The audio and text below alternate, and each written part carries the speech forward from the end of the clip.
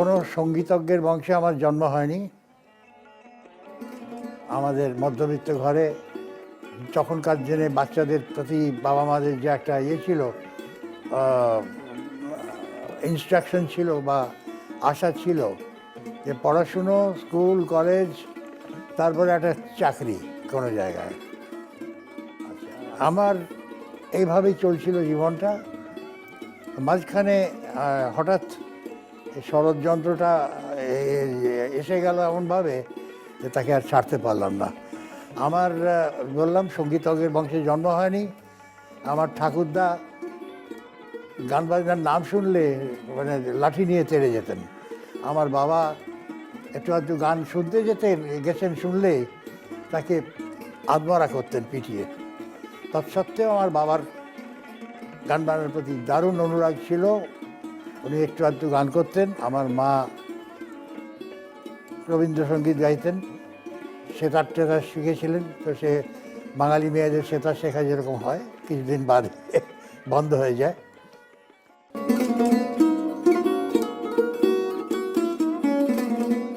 অনেকগুলি স্কুলই আমার হয়েছে, তার মধ্যে শেষ স্কুল হচ্ছে মিত্র ইনস্টিটিউশন ভবানীপুর। সেখান থেকে আমি ম্যাট্রিকুলেশন পাস করি এবং ভালোভাবেই পাস করি, মানে সেকেন্ড হয়েছিলাম। আর এরপরে প্রেসিডেন্সি কলেজ, তারপরে শিবপুর ইঞ্জিনিয়ারিং কলেজ। সেইখানে ঢুকে গিয়ে গান বাজনা প্রায় শেষ হওয়ার দাখিল। ওখানে তখন একেবারে মিলিটারি ডিসিপ্লিন, কোনো গান বাজনা চলবে না। একজন প্রফেসর ছিলেন, প্রফেসর করুণা রায়। তিনি আমাকে দয়া করে তার কোয়ার্টারে একটা ঘরে বসে 2 ঘন্টা বাজাতে দিতেন, তাতে আমার রেয়াজটা হতো। তারপরে একটুখানি সাবালক হলে আস্তে আস্তে শরৎটাকে হোস্টেলে নিয়ে গেলাম। কর্তারা আর কিছু বললেন না, কারণ তখন আমি যে গান বাজনা করছি এবং সেটা নেহাতি বাজে গান বাজনা নয়, এটা তারা বুঝতে পেরেছিলেন।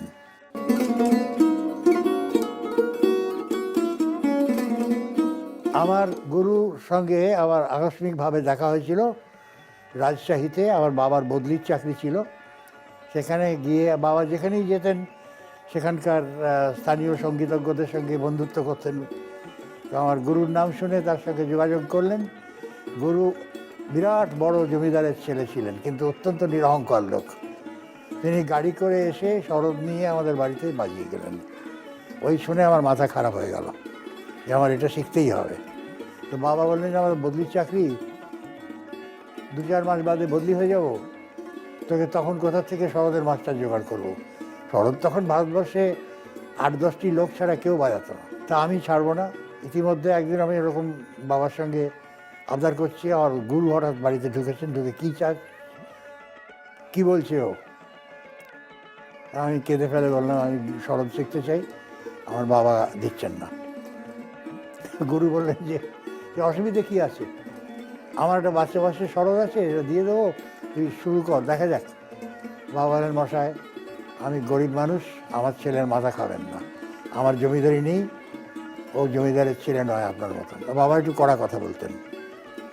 তা ও তো চাকরি করেই খেতে হবে, পড়াশুনো করতেই হবে ওকে।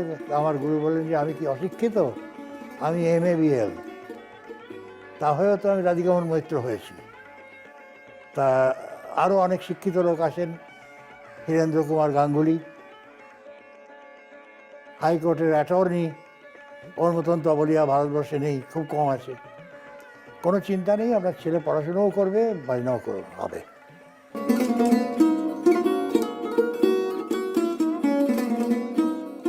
9 বছর বয়স, সেই যেখানে বাঘের ভয় সেখানেই সন্ধে হয়। 8-10 মাস বাদে বাবা বদলি হয়ে গেলেন খুলনায়। কান্নাকাটি, ওস্তাদ বলে বাজার সঙ্গে নিয়ে যা দিয়েছি সেগুলো সমস্ত ঠিকঠাক করে বাজাবি রোজ, আর আজে বাজে সিনেমার গান বাজাবার চেষ্টা করি, তাহলে শরৎ পত্রপাঠ ফেরত চলে আসবে আমার কাছে। আমাকে নানা দিক থেকে প্রেশার দিচ্ছেন আমার গুরু এবং আমার বাবা। তো গুরু ভাগ্য এরকম খুব কম লোকের হয়েছে। নিজের যন্ত্র তার কোথায় পাবো জানতাম না, খামে করে তার পাঠিয়ে দিতেন। আমরা খুলনায় থাকাকালীন 2বার আমাদের বাড়িতে নিজের পয়সায় এসে 10 দিন 12 দিন করে থেকে শিখিয়ে গেছেন।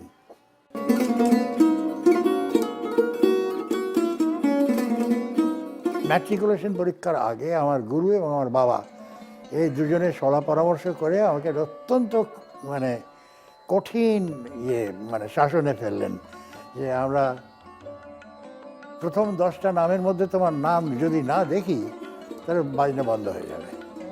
বাজনা বন্ধ হয়ে যাবে এই আতঙ্কে আমাকে রাত্রিবেলায় ঘুম হয়ে গেল, শেষ হয়ে যেত, ঘুমোতে পারতাম না। তা যে হোক ভগবানের দয়ায় ভালো করেই পাস করলাম। তারপরে আমার মা আমার গুরুকে আর বাবাকে ধরলেন, বাবাকে, যে আপনারা দুজনে তো ছেলেটাকে হাড় হিম করে দিয়েছিলেন কথা বলে, সে তো ভালো পাস করেছে, আপনাদের কথা মতোই পাস করেছে, এখন ওকে একটা বড় শরৎ করে দিন। আমি তখন প্রায় ফুল হাইটে পৌঁছে গেছি। ওই ছোট্ট শরৎে বাজাতে গেলে মনে হতো যে আমাকে যেন কেউ একটা দেশলাইয়ের বাক্সের মধ্যে ঠেসে ধরেছে। ছেলের শরৎ কবে হবে? বাবা চুপ করে থাকলেন। রাধুবাবু বলে, না বৌদি তো ঠিক কথা বলছেন, আপনি আর শরতের ব্যবস্থা করুন। এইভাবে শরৎ হলো।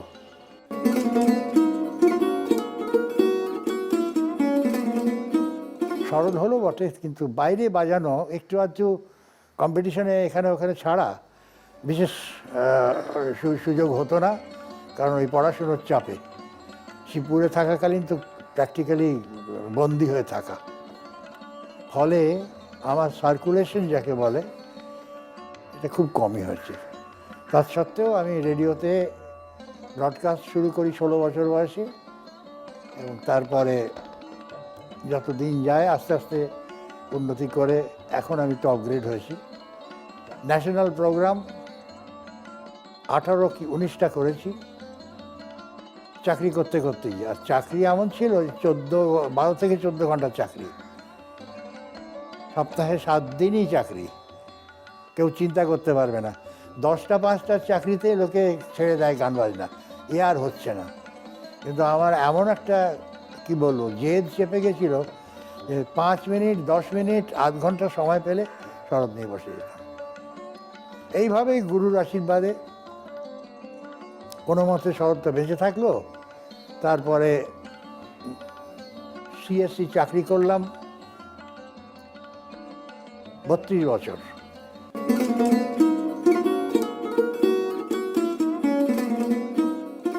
55 বছর বয়স হতে না হতে তখন মনে হলো যে আর যদি আমি 5 বছর চাকরি করি তাহলে আমাকে আর ভারতবর্ষের মিউজিক্যাল ম্যাপে খুঁজে পাওয়া যাবে না।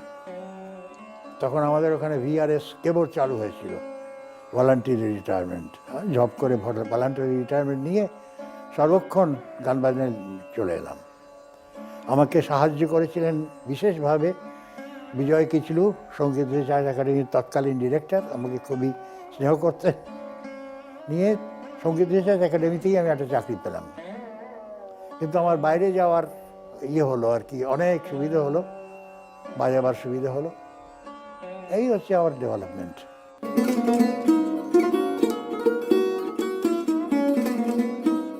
ক্যালকাটা ইলেকট্রিক সাপ্লাই চাকরি করতাম, তো তখন আমি ইংল্যান্ডে গেছিলাম। ইংল্যান্ডে তখন আমাদের গান বাজনাকে সির্ফ নয়েজ বলতো, কারণ রবিশঙ্কর জি এবং আলী আকবর খান সাহেব এরা তখনও আমাদের যাতায়াতের রাস্তা প্রশস্ত করেননি। এরা মোটামুটি সেই সময় আরম্ভ করেছেন, তাদেরও যথেষ্ট সময় লেগেছে ও দেশের লোককে আমাদের সঙ্গীত বোঝাবার। কিন্তু এখন আমি যখন গেছি, প্রথমে গেছিলাম তো 1956-তে ট্রেনিং নিতে। তখন এমন হয়েছে যে শরৎ নিয়ে একটুখানি বসলে স্টপ দ্যাট নয়েজ, বাড়িতে ঢুকতে দিত না অনেক জায়গায়। আর তৎসত্ত্বেও আমি সেই সময় বিবিসিতে একবার একটা বাংলা সেকশন ছিল, সেখানে একবার একটুখানি শরৎ বাজিয়েছিলাম। এখন ওখানে প্রচুর সঙ্গীতজ্ঞ যাচ্ছেন, ওরা বোঝবার চেষ্টা করছে এবং বুঝছেও, এবং এমন বোদ্ধা শ্রোতা আমেরিকায় হয়েছে, ইংল্যান্ডে হয়েছে, যারা আমাদের থেকে আমাদের সঙ্গীত খুব কম বোঝে না। তারা শুনে এবং তারা যে বিষয়টা ধরে সেটার একেবারে শেষ দেখে ছাড়ে। আমেরিকাতে যে কয়েকজন ছাত্র দেখেছি সঙ্গীতের, আমাদের সঙ্গীতের ছাত্রদের থেকে তারা অনেক বেশি সিরিয়াস, এবং যাদের যাদের শিখিয়েছি তাদের শিখবার আগ্রহ এবং বিশেষ বিশেষ ব্যাপারে কোনো একটা জিনিস আমি বললাম যেটা এই হয়, সে তৎক্ষণাৎ সেটা মেনে নেবে না, বলে আমাকে বুঝিয়ে দিন যে কেন এরকম হবে, কেন ওরকম হবে না। খুবই মানে কি বলবো, ইনকুইজিটিভ ছাত্র। ভালো গান বাজনা ওদের দেশে অনেকে করছে। আলী আকবর খান সাহেব তো প্রচুর ছাত্র তৈরি করেছেন, রবিশঙ্করজিরও ছাত্র আছে, তারপরে যারা গেছেন তাদের অনেক ছাত্রছাত্রী হয়েছে, অনেকে ওখানে স্কুল খুলেছেন। এই মানে বাতাবরণ এখন অনেক তৈরি হয়ে গেছে।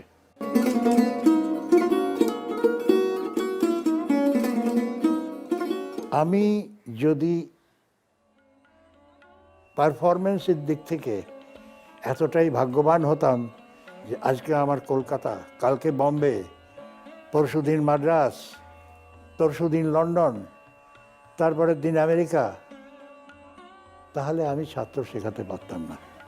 সেটা আমার হয়নি বলে ভগবানের আশীর্বাদে ছাত্র আমার তৈরি হয়েছে অনেকগুলি। ধরুন আলাউদ্দিন খান সাহেব, তিনি যদি আলী আকবর খান সাহেবের মতন বিজি আর্টিস্ট হতেন তাহলে আলী আকবর খান সাহেব ওই তালিম পেতেন না। উনি মাইহারে পড়ে থাকতেন, আর কোনো তার যাতায়াত ছিল না, একটু আধটু এদিক ওদিকে কালীভদ্রে যেতেন তো ঠিক আছে। প্রথম কথা, গুরু হতে গেলে দুটো তিনটে জিনিস দরকার। একটা হচ্ছে অকাতরে নিজের ছেলে এবং পরের ছেলের মধ্যে তফাৎ না করে সমানভাবে সবাইকে শিক্ষাদান করা, এটা একটা। আর একটা হচ্ছে ওই বললাম যেটা বাইরে ক্রমাগত ঘুরে বেড়ালে যিনি শিক্ষা দেওয়ার যার ইচ্ছে আছে তিনিও শিক্ষা দিতে পারবেন না তেমনি করে। কারণ ছাত্র একটা ঠিক করে শেখানো আর একটা বাচ্চাকে মানুষ করা একরকম ব্যাপার। আমার সেই সৌভাগ্যই হয়েছিল। গানের সার্কুলেশনের দিক থেকে দুর্ভাগ্য, কিন্তু আমার ভালো ছাত্র জুটেছিল। আজকে ঈশ্বরের আশীর্বাদে অনেকগুলি ছাত্রকে আমি এমন জায়গায় নিয়ে গেছি যে তারা সারা ভারতবর্ষে দু চারজন ভারতবর্ষের বাইরেও পরিচিত।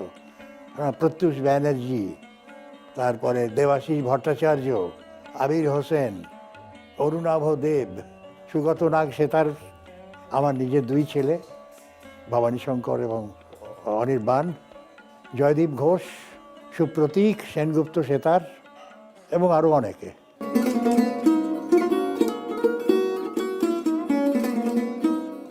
আমার ঘরানা দুটো ঘরানার সংমিশ্রণ। আমার ঘরানাটা হচ্ছে রবাবি ঘরানা। এটা হচ্ছে আমাদের ঘরানার যিনি সাংগীতিক পূর্বপুরুষ তিনি আফগান রবাবি ছিলেন। রবাবি মানে তখনকার দিনে আফগানরা সব সময় রবাব বাজাতো। বিয়ের অনুষ্ঠানে, মার্চ করে যুদ্ধে যাওয়ার সময়, ঘোড়ায় চড়ে কোথাও যাওয়ার সময় রবাব ছিল হাতে। এইরকম তিনজন রবাবি আফগানিস্তান থেকে প্রায় 250 বছর আগে ভারতবর্ষে আসেন। হ্যাঁ, তিনজন তিনটে জায়গায় রাজা মহারাজাদের কাছে চাকরি নেন। আমাদের যিনি পূর্বপুরুষ তার নাম হচ্ছে গোলাম বন্দেগি খান বাঙ্গাস। তার ছেলে, তার নাতি গোলাম আলী খান, গাইয়ে গোলাম আলী নয়, গোলাম আলী খান সাহেবের 3 ছেলে ছিল, হোসেন আলী, মাঝখানের জন মুরাদ আলী এবং শেষের জন হচ্ছে নান্নে খাঁ। আর নান্নে খাঁর ছেলে হাফিজ আলী, হাফিজ আলী খাঁ সাহেবের ছেলে হচ্ছে আমজাদ ভাই। মাঝখানের জনে আসেন মুরাদ আলী খাঁ সাহেব। মুরাদ আলী খাঁ সাহেব তিনি অপুত্রক ছিলেন। তিনি শাহজাহানপুরে গিয়ে সেখান থেকে সেখানে আবার একজন, আমি বললাম না যে 3 জন আফগান রবাবি সেটেল করেছিলেন, শাহজাহানপুরেতে এদের মধ্যে আরেকজন ছিলেন, তার বংশের একটি ছেলেকে তিনি খুঁজে পেলেন। ছেলেটি মাতা পিতৃহীন, আবদুল্লাহ খাঁ, তাকে উনি দত্তক নেন। আবদুল্লাহ খাঁ সাহেবের তালিমটা হচ্ছে এই ঘরানারই তালিম। ওই আবদুল্লাহ খাঁ সাহেবের ছেলে মোহাম্মদ আমির খান, উনি আমার গুরুর ওস্তাদ রাধিকা মোহন মৈত্রের। তো আমার গুরুর প্রথম তালিমটা হচ্ছে রবাবি বংশের থেকে। তাই যে আমাদের ঘরানাতে রবাবের বাজ খুব প্রবল। এরপরে আমার গুরু আমির খাঁ সাহেব মারা যাওয়ার পরে তানসেন বংশের মোহাম্মদ দবির খাঁর কাছে ধ্রুপদ, সুশৃঙ্গার এর শিক্ষা নেন। তার ফলে তানসেন বংশীয় তালিম যেটা, সেটাও তার যথেষ্ট পরিমাণে জোটে। উনি এই দুটোকে মিলিয়ে একটা স্টাইল তৈরি করেন। আমাদের ঘরানাকে যদি একটা কথায় বলতে হবে, সেনিয়া শাহজাহানপুর ঘরানা।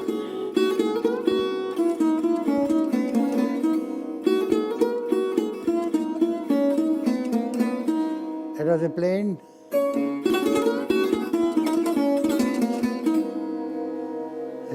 এই ধরনের টান বা এই ধরনের মাল্টিপল প্লাকিং যাকে বলে,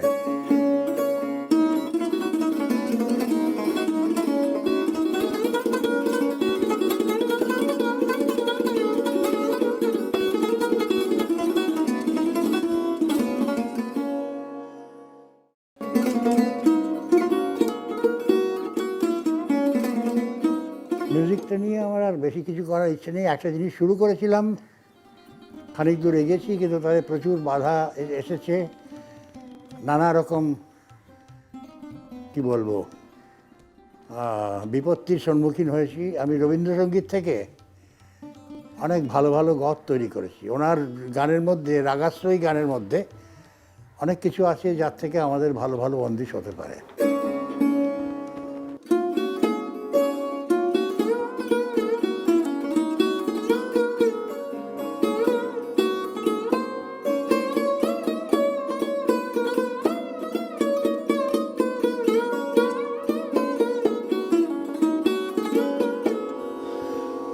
এটা আজি নাহি নাহি নিদ্রা আঁখি পাতে বলে একটা গান থেকে তৈরি হয়েছে।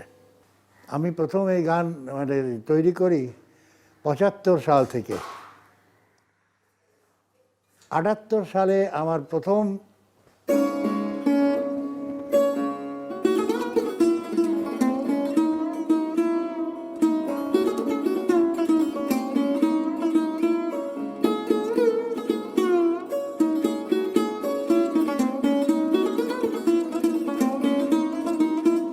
এটা ন্যাশনাল প্রোগ্রামে বাজে। ৮৫ সালে সুচিত্রাদির সঙ্গে আমি একটা জয়েন্ট প্রোগ্রাম করি। উনি গান করেছিলেন, আমি শরৎ বাজিয়েছিলাম। সেই গানের থেকে যা তৈরি হয়েছে। তারপরে একটা এমন দুর্ভাগ্য আমার হলো যে আমার আর এদিকে বেশি এগোবার উপায় ছিল না। কয়েকজন প্রবল পরাক্রান্ত মিউজিশিয়ান দেখলেন এটা তো খুব ফার্টাইল ফিল্ড, এখানে নেমে পড়লে অনেক কিছু করা যাবে। তো আমি তো নগণ্য মানুষ, আমার তো বেশি ক্ষমতাও নেই, বেশি খবরের কাগজের সঙ্গে ভালোবাসাও নেই, মানে শত্রুতাও নয় কিন্তু ভালোবাসাও নেই যে আমাকে নিয়ে হই হই করবে আর চলে দেবে। তো এরকম একজন সুচিত্রাদির সঙ্গেই একটা আরও কাজ করলেন। এটা 1989-এ, আমি শুরু করেছিলাম 1978-এ। 89-এ 11 বছর পরে তার ভক্ত যেসব খবরের কাগজ, তারা বলে হায় হায়, উনি ইতিহাস সৃষ্টি করলেন। এর আগে যে রবীন্দ্রসঙ্গীত থেকে যে করা যেতে পারে, এ কি কেউ ভাবতে পেরেছিল? তা আমি নীরবে সেটা হজম করলাম। কি বলবো, রবি ঠাকুরের কবিতা আছে না, রাজার হস্ত করে সমস্ত কাঙালের ধন চুরি। কাঙাল হয়ে বসে থাকলাম।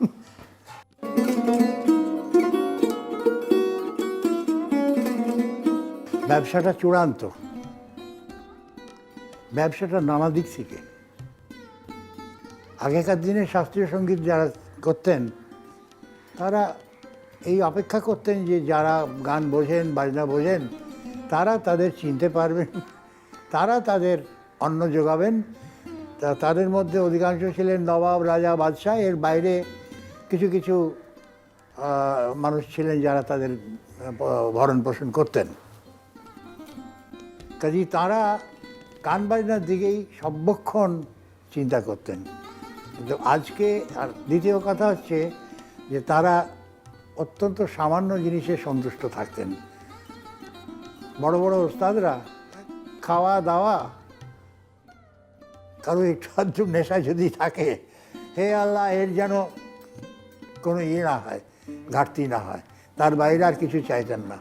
এখনকার বড় মিউজিশিয়ান যদি আমি হই, আমার তো বিরাট বিরাট দুটো বাড়ি, দু জায়গায় 5টা মার্সিডিজ বেঞ্জ গাড়ি চাই, হ্যাঁ, আমার কোটি কোটি টাকা ব্যাংক ব্যালেন্স চাই। এই জিনিসগুলো পিছনে ধাওয়া করছি সারা জীবন।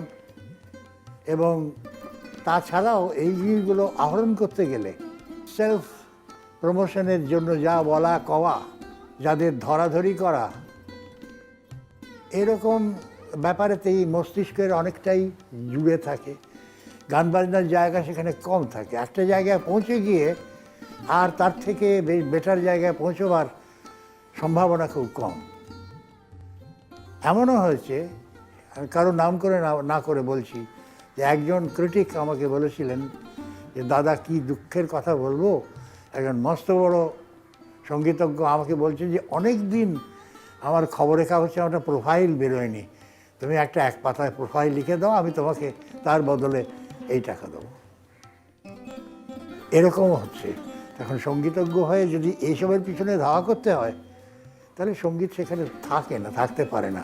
মানে সোজা কথায় সঙ্গীতের পলিটিক্স আর রাজনীতির পলিটিক্স এই ইয়েতে প্রায় এক জায়গায় গিয়ে দাঁড়িয়েছে। দরকার হলে খুন করাও যেতে পারে, শারীরিক খুন না হলেও অন্য দিক থেকে তার প্রভাব প্রতিপত্তি, তার নাম, একেও খুন করা যেতে পারে। তার ভুরি ভুরি প্রমাণ দেখা যায়।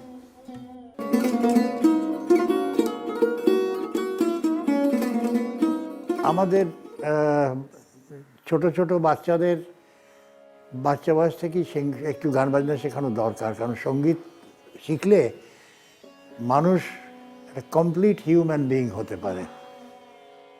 সেটা হওয়ার রাস্তা খুব কমে যাচ্ছে। সাউথে খানিকটা আছে অবস্থা ভালো, কারণ সেখানে স্কুল কলেজে এবং পরিবারে প্রত্যেকটি বাচ্চাকে সঙ্গীত শিখতেই হবে। সে বড় হয়ে হয়তো আর্মি জেনারেল হবে, কি সায়েন্টিস্ট হবে, কিংবা উকিল হবে, তা হোক, কিন্তু সঙ্গীতের একটা শিক্ষা বাচ্চা বাচ্চা থাকলে তার সার্বিক যে মানুষ হিসেবে তার চেহারা, তার যা এটা অনেক ভালো হয়।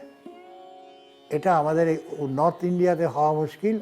আমাদের এখানে ফিল্মি সঙ্গীত, এখন তো আপনারা টিভিতে, হ্যাঁ, একটা 6 বছরের বাচ্চা কোমর দুলিয়ে নাচছে, আর সবাই বলছে হায় হায় হায় কী কাণ্ড, 5 লাখ টাকা পেয়ে যাচ্ছে। এখানে আমাদের শাস্ত্রীয় সঙ্গীতের আমার ধারণা মৃত্যুকাল আসন্ন। যারা আমরা চেষ্টা করছি বাঁচিয়ে রাখবার, যদি থাকে ভালো, কিন্তু কে সমস্ত শুনতে যাবে? ওইখানে বাবা মারা একবারে তাদের নোলা দিয়ে জল পড়ে, আমার বাচ্চা ওখানে নাচছে, দেখো এই 5 লাখ টাকা পেয়ে গেছে।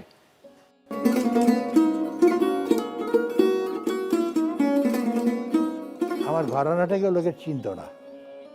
আমার গুরু তো আরও ঘরমুখো ছিলেন, বাইরে যাওয়ার কোনো ইচ্ছেই ছিল না। ফলে ওরা, বিদেশের লোকেরা, 2টি ঘরানার কথা জানতো। একটা মাইহার ঘরানা, অবশ্যই এটা বড় বিরাট ঘরানা, আরেকটা হচ্ছে আমজাদ আলী খাঁ সাহেব যে বাজনা বাজান, সেই স্টাইল। এছাড়া যে আরেকটা স্টাইল আছে যেটা নিজের পায়ে দাঁড়াতে পারে, সেটা আমি আমেরিকায় যাওয়ার পরে, কিছুদিন বাজাবার পরে, ওখানকার যারা ক্রিটিক এবং সঙ্গীতজ্ঞ তারা বুঝতে পারলেন। এখন আমার ছাত্রগুলো ওখানে গিয়ে এখন আমাদের ঘরানা যেটা, সেটার একটা পরিচিতি হয়েছে। এটা আমার বুড়ো বয়সের ভাগ্যি, কিন্তু এটা খুবই হয়ে আমার ভালো হয়েছে।